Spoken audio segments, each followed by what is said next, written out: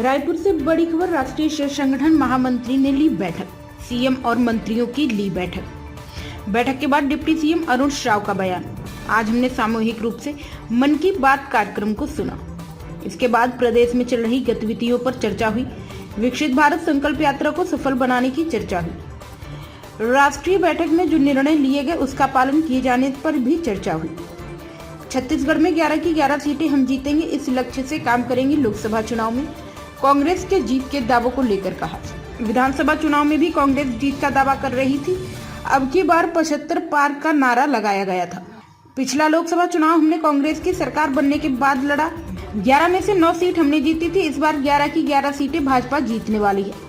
राहुल गांधी की यात्रा को लेकर कहा। अभी थोड़े दिन पहले राहुल गांधी ने एक और यात्रा निकाली थी।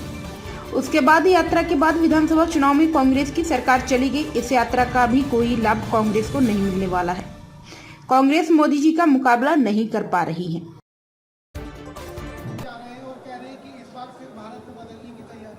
छत्तीसगढ़ की 5 लोकसभा सीटें उसमें शामिल होने वाली है।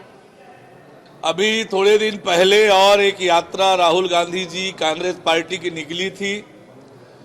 उस यात्रा के बाद जो चुनाव हुए विधानसभा के, छत्तीसगढ़ में कांग्रेस की सरकार चली गई।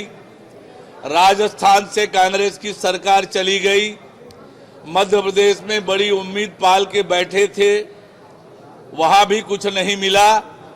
तो इस यात्रा का भी कोई लाभ कांग्रेस को नहीं मिलने वाला है, क्योंकि कांग्रेस पार्टी नरेंद्र मोदी जी का मुकाबला नहीं कर पा रही है और मोदी जी के विरोध के चलते देश का और देश की जनता का विरोध वो करने लगे हैं। देश की जनता ऐसी बातों को पसंद नहीं कर रही है, इसलिए कांग्रेस का कुछ नहीं होने वाला है। वो कितनी यात्रा निकालें। में भी कांग्रेस पार्टी लगातार दावे कर रही थी 75 पार। उनके दावे आपने देखे हैं। और